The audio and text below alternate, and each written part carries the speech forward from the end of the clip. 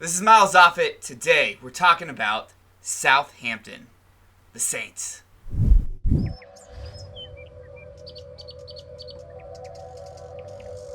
Hey, Wood, let me hold that beat.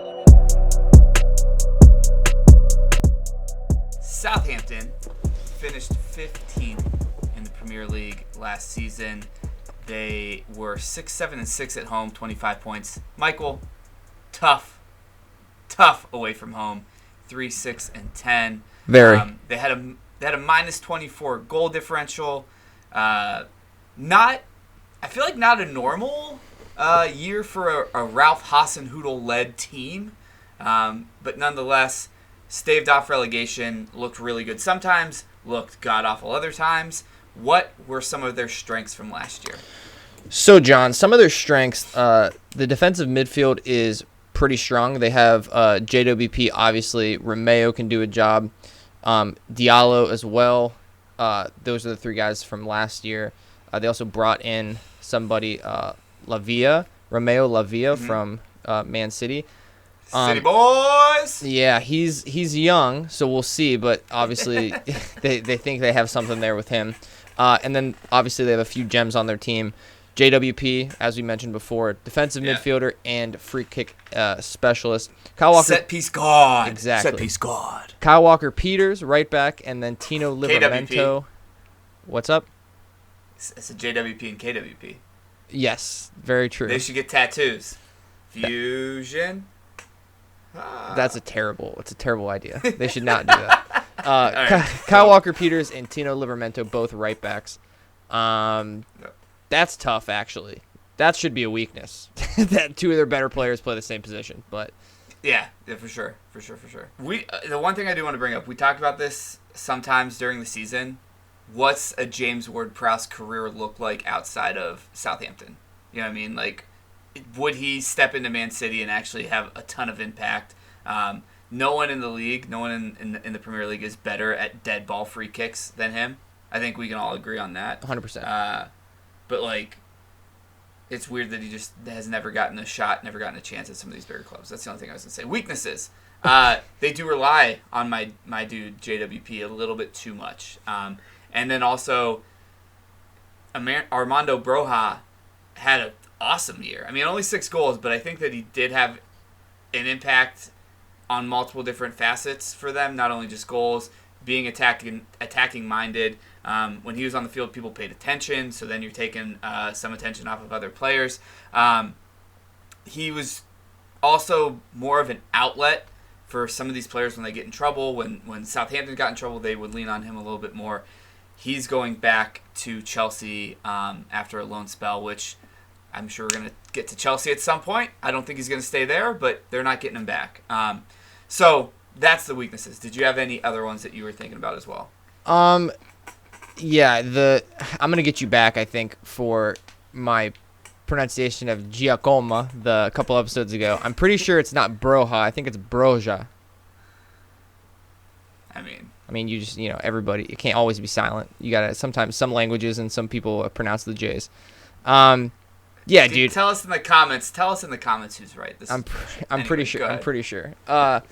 Yeah, I was going to say when we were talking about strengths too, but it kind of just all goes together in the same realm for James Ward-Prowse. I think a lot of the time they just look at the free kicks and say, well, he's a liability otherwise, which I don't think he is at all. I think he's like a good defensive center mid, whatever. He can do a job over there. I don't know if he would play on like City in that midfield. Yeah. I think then he would probably be somewhat of a liability, like just how they run it.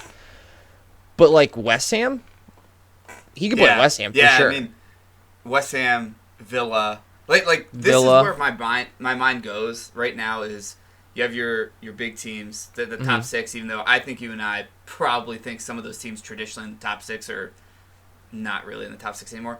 But then it's like that second chunk of mid-table teams. You'd call it 17 or 7 to like 14. Mm-hmm. There's distinct 2 different camps, I think, for sure. Yes. And I think that Southampton's in that bottom camp, personally. Mm-hmm. He could definitely play on the team in that top camp. Yes. For those mid-table. 100%. And have a huge impact. So It'd be interesting to see. Like, I mean, I don't think there's any rumors whatsoever about him leaving, but it's kind of one of those things where I'd love to see him kind of move on and.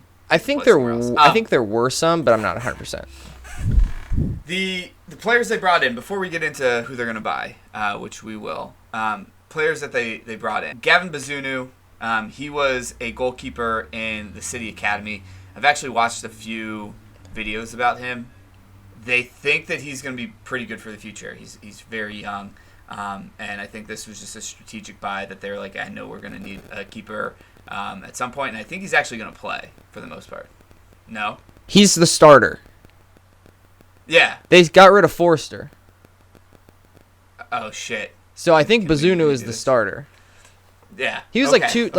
I think he was like $2 million or something like that. Like they didn't spend. Okay, they also brought in. Let me see here. They brought in somebody else too, but I'm pretty sure Bazunu is like gonna be the guy. They have Willie Caballero still, but I don't think they want to play Willie Caballero. No. Okay. That's my mistake then. I'll figure a way to edit that. I thought he was going to be one for the future. I didn't think Don't edit it, dude. I didn't think someone Don't edit it. Come on. I didn't think someone was going to go in from the City under 23s into the starting role somewhere, but hey, maybe we're that good. The one other guy, Lavia, this defensive mid from the City Academy as well, that's definitely one that they are also saying like you should pay attention to him. He should have a good career. Is he going to be like a N'Golo Kante or like a starting center defensive mid for a big team? No, probably not. But like, not right now. Kind of, yeah, but it's kind of like one of those things that I feel like we overlook. Like the players that do play for like a Villa for 15 years or 10 years or whatever it is, they're good. They're good players. It's just probably not that top tier level. And then Armel Bella Ketchup, or Ketchup as some people are saying, center back from Bochum. God, fuck me. He's 20. I think that you have some notes in here that the upside is really, really high. The basement is the basement. They could also be bad. You never know. It's not even that they could be bad. They could just not be ready to play the Prem. Like, yeah. Which... And who knows? Listen, I don't want to whack off the Premier League too much, but, like, I mean... what a visual. Just saying, like, I don't know. And then Joe Aribo, he's a center mid from Rangers. You're going to know a little bit more about him being somewhat of a Rangers stan, but you had some notes in here about being versatile, being an attacking mid, center forward, and should fit pretty well in a Hasenhuttl system where, like, the more you can do, the better off you're going to be. Well, they play very narrow. They play, like, DM, AM, striker. So he could pretty much do maybe not defensive mid really, but if he needed to just kind of hold back and play like a center mid type of role, he could do that. If he needed to go forward, he could do that. And then if he even I think he played striker in the game against Frankfurt because Morales was out. I remember you saying that. Yeah, I feel like I remember you saying that. So good pickups kind of across the board. So now, Michael. Yes, sir. I know that you invested a lot of time in Southampton. You're a Southampton correspondent. Where do they need to buy? Who are you circling in the real world and in your fake world mind that they need to like pick up and figure out? All right. So first and foremost, they need to strengthen the left back position. Parode. See, they got some tough names, man. I'm not gonna lie to you. That's French. So it's Paru. No, definitely isn't that. But is it Peru? Maybe. All right. Well, as we mentioned before, Kyle Walker-Peters and Livramento, I guess if you could just have them play right back, left back, that would be a fix in a sense. But then you don't have any depth, so you're gonna need somebody anyway. So I think they should go after one of two players, both in La Liga. Fran Garcia is a left back, left mid. He's a little bit more attacking. He can get up the sideline. They don't tend to play like that. Like I said, they play pretty narrow, so I don't know if that's the best option, but it's an option. From Rayo, is it Vallecano? It is Rayo Vallecano, the only team in Madrid Michael and I recognize. Let's go. And it's Getafe, I think. But anyway. Or they can go for Miranda, the left back from Real Betis. Yep. He is more of a traditional left back. I think he's a little bit better right now. I think they're both 21. Both have good upside. Miranda a little bit more defensive, so I've seen. And then you're going to need another strike partner. I'm not at all sold on Adam Armstrong and Che Adams up there as like your only two options. And if they play two strikers, which it looks like they do a lot of the time, you genuinely could just buy a better striker than both of them. But you need somebody. And I think you can get a little discount, a little bit Double of check. a little no. You can get a little bit of a discount by going for João Pedro of Watford. Yeah. I think he's Watford young. Fame. It's a little bit of a risk, but he's young, could provide some depth for you. Plus, I think he'd be cheap. They just went down. They probably need to sell some guys off. I honestly don't know who they've sold off yet. So maybe they're like, we did our selling and we want to keep everybody. But I think he is definitely a shout. He's somebody that they could use just for depth, and maybe even he could be their guy. Well, I think, too, not just depth. I feel like I read some type of report somewhere, some rumor, that Che Adams is also, his name's floating around for people to pick him up. I think Nottingham Forest.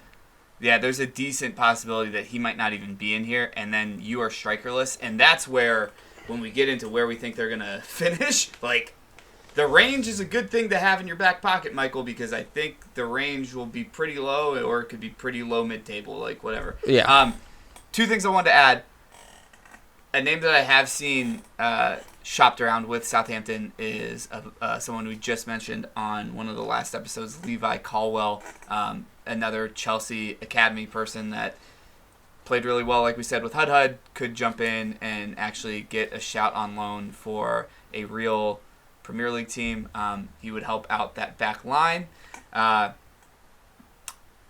I think that with the money that you have, you really... João Pedro is a great call-out. I just think you got to invest in some goals because I feel like that's the biggest struggle for them last year, I thought. From like watching a few Southampton teams that are pretty decent or at least dangerous to play against. So last year, I feel like every time we played them, I was like, all right, we're going to win 2-0, 1-0, whatever it was. Yeah, the problem is, as you say that, they're $47 million in the hole, like already spending money. So they're not really getting rid of anybody. They're bringing guys in. And again, they're not bad players that they're bringing in. They're just guys that I'm not sure are going to contribute right now, right this second. They could, and that would be huge for them, obviously. But they're not guys that I think are going to make that big of an impact. And they need somebody to make an impact because, like you said, in the past 2 years, they could be pretty good, and you could look up and they could have, not lost in 5 games, or they could get beat 9-0. So with that said, where do you have them finishing? I got old Southampton sticking where they were last year, 15-17. I think they're not going to get relegated. I think Hasenhuttl is... I actually think they're a worse... There could be a worse team than Everton, who we just talked about. Yeah. But I think Hasenhuttl is a better coach, and I think they're better drilled. So I think they will just do a little bit better. Yeah, I actually have them in 14th, which is one place better than they did last year. Mm-hmm. But I do want to throw a warning out there. If Che Adams goes, they are relegation. They're could solidly 18, 19, 20. But I do have them 14th right now, and I'm right there with you. It's every year. Every year there is a time where we look at Southampton and we're like, damn, they're good. They're actually good. Hasenhuttl maybe hasn't figured out, are they going to be able to push for a European spot or top 10? Mm-hmm. And then there's also times in that same year where we'll look at that team and be like, how the hell is Hasenhuttl still in this job? Yeah. But for the most part, I still think he's a better coach than, our buddy Frankie Lamps. So yeah, I'll also say, I just said they're well drilled and that will make them better than another team. Who is one of the most well-drilled teams, in the past couple years that just got relegated? It's Burn. And no one ever thought they'd... I mean, even when they were at the bottom, people were like, they'll figure it out. They'll figure it out. Yeah. It's like a live by the sword, die by the sword type thing, where it's they're so well-drilled, and I think that's an advantage when you get some of these new guys in. Mm-hmm. They get a job, they know what they have to do for their job, and they know how to complete their job. When you have to actually make adjustments on the fly... It's a little bit different. And if people start figuring out Southampton, which I feel like every year, we say this, every year they will. Right. They do. They go through a 4-game losing streak, a 5-game losing streak.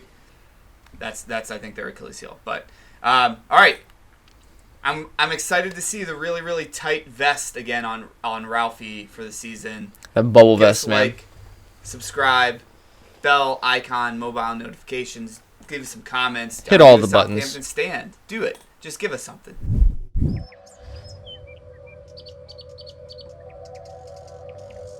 Hey, Bullet, let me hold that beat.